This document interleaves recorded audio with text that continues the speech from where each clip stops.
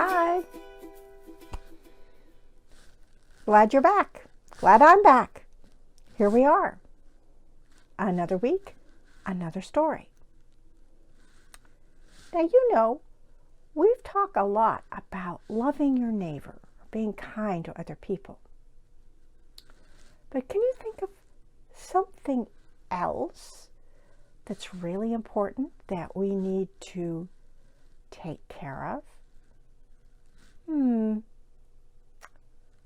What about the world around us, the earth, the plants, the animals,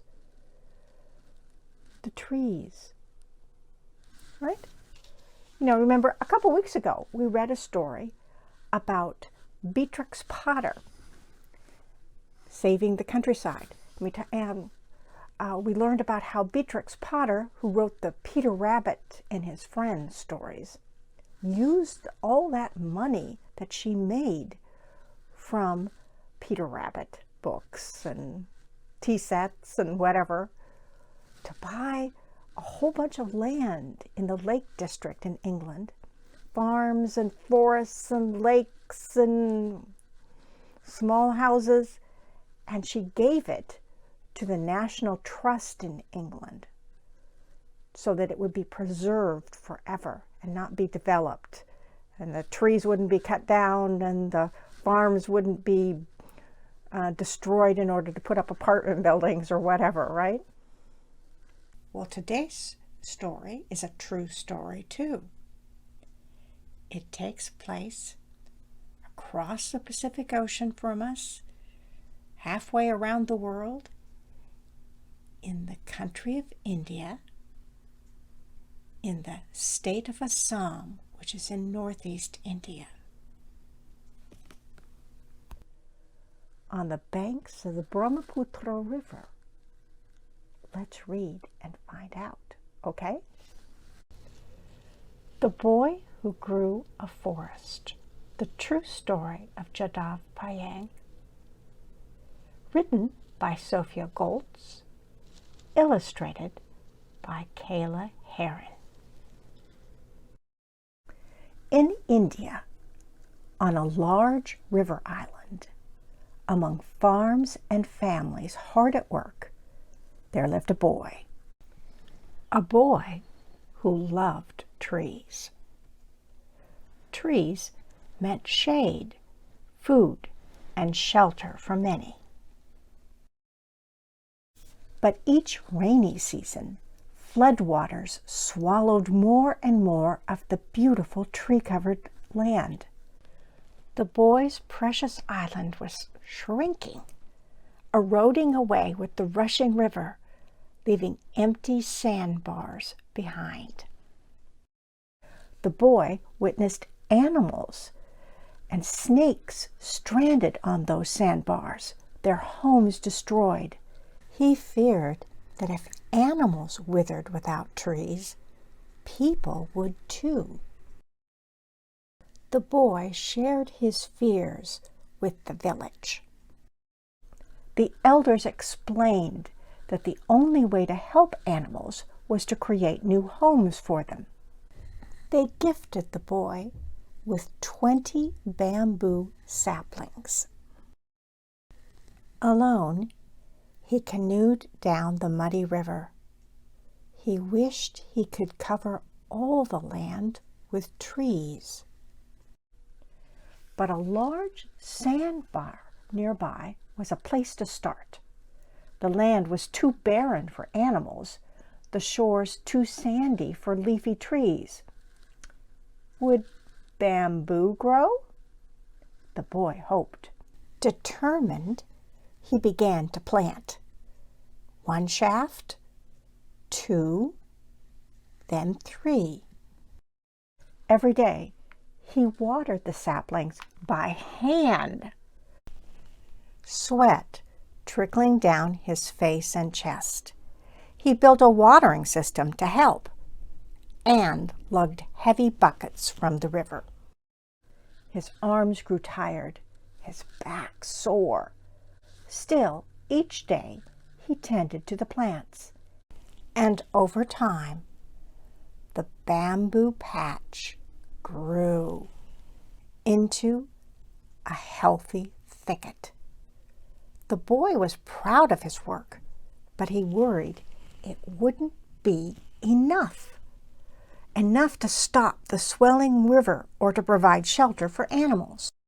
If he wanted more plants to grow, he would have to create a richer soil. The boy carried cow dung, earthworms, termites, and angry red ants that bit him on the journey to their new home. He brought seeds from neighboring villages, over trails, through brush, down the river. Each day, he planted. As years passed and the boy grew, so did a forest. 10 acres, 20 acres, then 40. Wildlife returned for the first time in many years.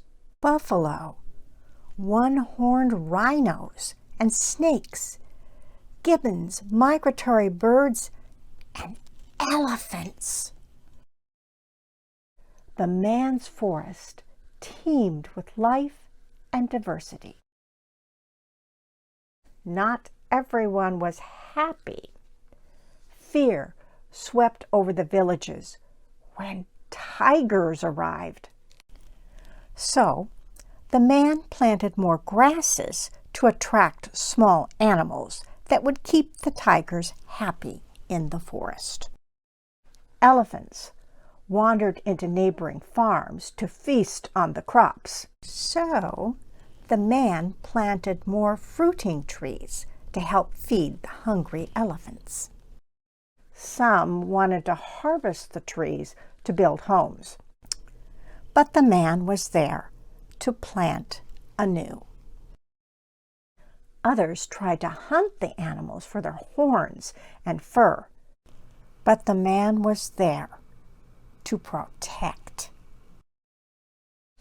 Few thought the forest would last, but the man believed in its strength. Now, in India, on a large river island, among wildlife and trees, as tall as buildings, there lives a man who has planted a forest. The forest is called Mole, after the man Jadav Mole Payang, who never stopped planting and pruning and protecting.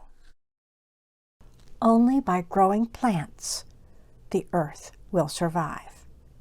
Jadav Payang. The end. So, Jadav Payang is now 58 years old. The forest is now over 2 square miles in size, 1,360 acres. And he has planted over 1 million trees. So, God created the heavens and the earth and man and animals and trees and plants, and he put man sort of in charge of the earth, right? To take care of it. And people do. People like Beatrix Potter, people like Jadav Payang, anyone who tries to recycle trash so it doesn't end up in landfills, people who plant gardens. We all can do something to make the earth a better place, make the world a better place, not just for people, but for all living things. Now, there's one thing you have to know about the story. The pictures in this story show Jadav as like a little boy at the first. That is the one thing that's not correct in this book. He was 16 years old when he started this. He had come back from school and discovered that there had been flooding and even more of his island had been eroded by the river. And he was so distraught that he decided he had to do something. And in India today, he's called the Forest Man. And again, he's one of those people that has really brought attention to how important it is that we take care of the earth. And not just calling attention to it, he did something about it, right? So, what can you do to save the planet? I bet you can think of a lot of things, right? Now, I hope you enjoyed the story.